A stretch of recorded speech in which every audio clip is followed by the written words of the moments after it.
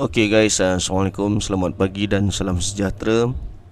Ini merupakan recording yang kali kedua lah. So saya akan ringkaskan sebab tadi saya dah record tapi ada masalah sikit. Baik, jadi sekali lagi video ini dikhususkan untuk geng-geng quantum metal Plotting yang kali ini dia telah berbeza daripada plotting yang sebelumnya. Kalau tuan-tuan perasan Sekejap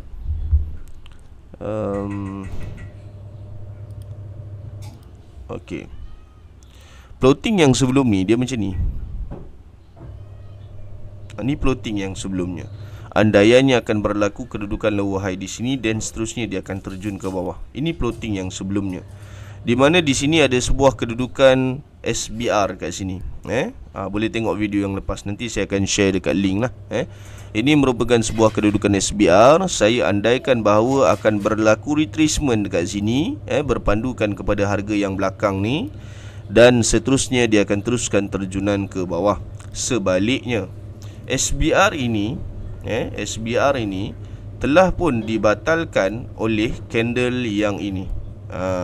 Candle yang itu yang membatalkan dia, menjadikan plotting itu telah pun berubah. Sebab dia dah batal. Kalau perasan tadi saya tarik macam ni, yang ni dia dah batal. Bila yang ini dah batal, this is the new plotting. Macam ni lah. Makna kata dia buat high, dia buat low, dan sekarang ni apa yang dia nak buat ialah low high dan seterusnya turun ke bawah. Wallahualam. Baik, sekarang ni guys, ada satu lagi SBR yang telah pun batal dekat sini. SBR ni batal. Candle mana yang membatalkan dia? Sama juga candle yang ini. Candle yang sama yang membatalkan dia. Bagaimana pula dengan kedudukan SBR yang ini? Kenapa dia masih lagi belum dibatalkan? Baik, sekarang ni tuan-tuan dan puan-puan, kita baru berada pada 4 hari bulan 12. Kita berbaki lagi 1, 2, 3, 4 20 hari lagi untuk trade. Untuk bulan 12 kita ada 20 days of trading days, tidak termasuk cuti. Saya belum kira cuti lagi sebab bulan 12 ni banyak cuti, dengan Christmasnya, dengan bank holidaynya, dengan New Yearnya, macam-macam lah. Jadi dia tak sampailah 22 hari. Tapi bermaksud candle ni akan tutup hujung bulan. Dia naik tinggi macam mana sekalipun, yang paling penting closing dia, closing price dia, itu yang paling penting. Itu yang paling mustahak. Selagi belum habis bulan, ada kemungkinan dia dah naik sampai sini, dia akan terjun balik ke bawah. Kita nak tengok closing price of the 31st of December. Itu yang paling penting.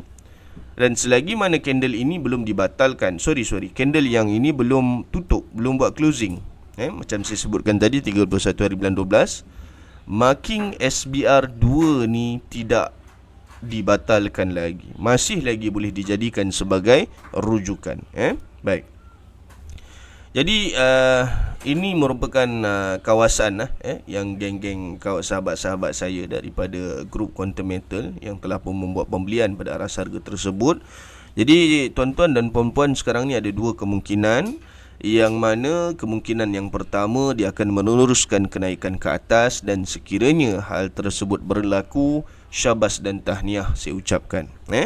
Kemungkinan yang kedua, yang mana kita masih lagi berlegar ataupun bermain dalam struktur uptrend, tapi ada satu masalah. Ada satu masalah dengan struktur uptrend. Kenapa saya kata ada satu masalah? Cerita dia macam ni. Sekalipun struktur itu merupakan struktur uptrend, dia naik dekat atas ni, kemudian dia turun balik kat bawah ni, so dia nak buat retracement kat sini. Makna kata dia akan turun ni sampai bawah ni. Jauh ni, bukan dekat ni. Dan apa yang paling menakutkan saya ialah sekiranya dia ambil lajak. Contoh, dia naik atas ni, dia turun sampai bawah ni, dia akan sangkut SBR yang ini dan juga SBR yang ini. This one is a psychology price lah. Tentu-tentunya maknanya akan ada 3 aras harga yang akan menjadi benteng, akan menjadi benteng utama bagi menghalang pergerakan gold daripada meneruskan kenaikan ke atas. Dia jadi macam tu. Gitu lebih kurang. So kita ada 3 line. Yang pertama, yang kedua dan yang ketiga. Takut-takut dia sangkut kat sini lah. Dia sangkut kat kawasan tu lah. Sebab seller still try to push the price downwards. Itu yang paling bahaya. Dekat sini, kawasan ni, takut-takut nanti apa yang akan berlaku ialah sebegini. Itu yang paling bahaya lah. Baik. Sekarang ni tuan-tuan dan puan-puan, this is a technical review. Boleh jadi saya salah, boleh jadi saya betul. Saya bagi pihak sebagai seorang sahabat, sebagai seorang kawan-kawan, saya sendiri mendoakan supaya gold boleh teruskan kenaikan ke atas. Terus terang saya cakap. Tapi dalam masa yang sama, saya as a trader, saya mengharapkan supaya gold terjun ke bawah. Okey. Dan daripada segi teknikalnya pun nampak gaya macam tu. Nampak gayanya, wallahualam. Sekiranya dia akan meneruskan terjunan ke bawah, saya kira aras harga ini merupakan aras harga yang tertinggi gold boleh naik. Jadi sekiranya ada daripada tuan-tuan dan perempuan yang mungkin bercadang untuk cut loss dan sebagainya, silakan. This is the time yang kalau kata nak buat, this is the time. Tapi saya ingatkan di sini dan saya tegaskan di sini, keputusan ini harus dibuat dalam keadaan yang waras, dalam keadaan yang tenang, dalam keadaan yang telah semak daripada pelbagai aspek.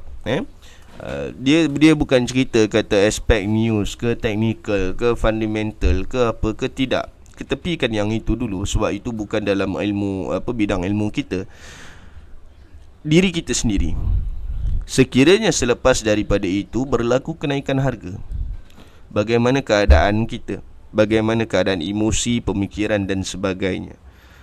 Dan ada setengah daripada geng QM setelah video pertama yang saya kongsikan tu tadi, Quantum Metal, saya tegaskan sekali lagi, ada yang buat loan, ada yang pinjam daripada kawan-kawan dan sebagainya.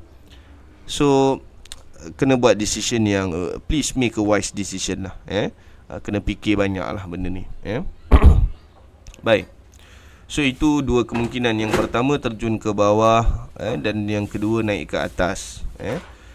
Aras harga ini adalah aras harga yang memainkan peranan yang sangat-sangat besar untuk time frame monthly.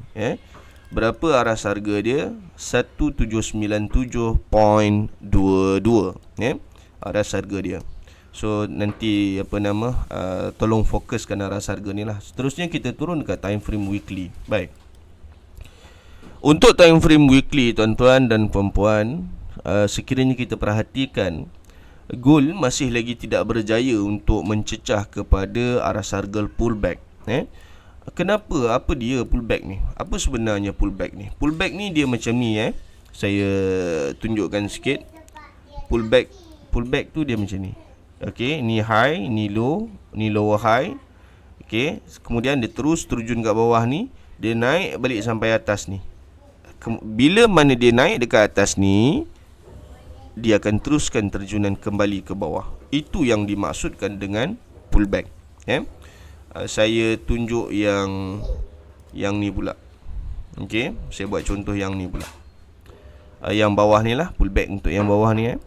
Daripada high turun ke low, naik lower high, turun ke lower low, naik ke lower high, turun ke lower low. Kemudiannya bila mana dia sampai dekat kawasan pullback, dia akan teruskan terjunan ke bawah. Okey. Jadi kita ada dua kita ada dua kedudukan pullback buat masa ni. Sebenarnya yang ini dah boleh padam lah, dah batal lah pun. Yang ni kita boleh padam. Yang ni pun boleh padam. Okey, sampai takat tu. Sebenarnya price tu sekarang ni point of lower low tadi sebenarnya kat sini. Ikut-ikut kan sebenarnya saya boleh sambung ni. Saya boleh sambung line tu jadi macam ni. Macam ni. Whichever is the lowest lah. Ambil yang paling rendah lah. Okay. So yang ni patutnya warna biru. Okay. So yang ni low, high, low, lower high, lower low, lower high, lower low. Kemungkinan akan dia akan berlaku lower high. Okay. Dan selepas dia buat lower high tu tadi, dia akan teruskan terjunan ke bawah. Tapi dalam ni ada minor structure lah dekat sini. Ada minor structure. Kita ada low high, higher low, higher high, higher low, dan juga higher high. Kita ada dekat situ position dia. Baik. Masih lagi sama, harganya sama. Saya maksudkan tentang harga pembelian yang telah dibuat oleh tuan-tuan dan puan-puan masih lagi sama.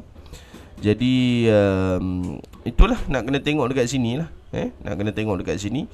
Kalau kata time frame monthly, yang tadi saya sebutkan tadi, aras harga yang perlu diberikan perhatian ialah 1797.22 dan seterusnya. Sekiranya time frame weekly 1809.65. Ini aras harga yang perlu diberikan perhatian.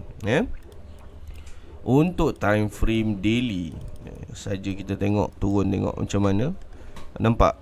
Ini previous structure. Saya tekankan banyak kali kepentingan tentang mengetahui keadaan previous structure. Tu dia, nampak? Kita boleh orang kata apa? Kita boleh semak kita punya plotting, kita boleh semak ni yang depan ni. Itu yang paling mustahak tu. Sebab kita nak tahu apa yang akan berlaku yang bahagian sini. Untuk kita semak apa yang berlaku pada bahagian yang terkini, yang depan ni, kita kena tahu macam mana yang sebelum ni. So dia macam forensik lah. Kita kena belajar, kita kena study dia punya past history dulu, baru kita boleh kenal pasti apa yang berlaku di sini. Apa yang saya tandakan di sini, yang nampak plotting ni, yang menurun ni, dan juga marking-marking ni tadi, dan juga point-point, do point ni tadi, apa yang saya buat ni, 3 combination ni, plotting, marking dan do point, adalah untuk kita mengandaikan, mengagak. Kita nak buat sebuah analisis apa yang akan berlaku pada bahagian yang kat depan ni. Itu dia kepentingan dia. Serba sedikit lah penerangan berkenaan dengan function marking, plotting dan do point tu tadi. So saya kira sekadar itu sahaja. Sekali lagi saya tegaskan, aras harga yang perlu diberikan perhatian sebelum saya akhiri video ini. 1797.22 untuk time frame monthly, dan untuk time frame weekly pula boleh semak pada 1809.65. Saya akan tinggalkan phone number. Mungkin ada di antara tuan-tuan dan perempuan yang nak telefon, nak bincang, nak tanya dan sebagainya. Saya punya account sekarang ni macam ni. 5 position saya berada di dalam keadaan yang positif, 5 berada di dalam keadaan yang negatif. Apa yang perlu dibuat dan sebagainya, boleh, tak ada masalah. InsyaAllah saya sudi membantu sekadar mana yang saya mampu. Dan seterusnya dia bergantung kepada tuan punya account untuk membuat keputusan. Sekian sahaja dulu. Selamat berhujung minggu, selamat bercuti dan salam sejahtera. Assalamualaikum warahmatullahi wabarakatuh.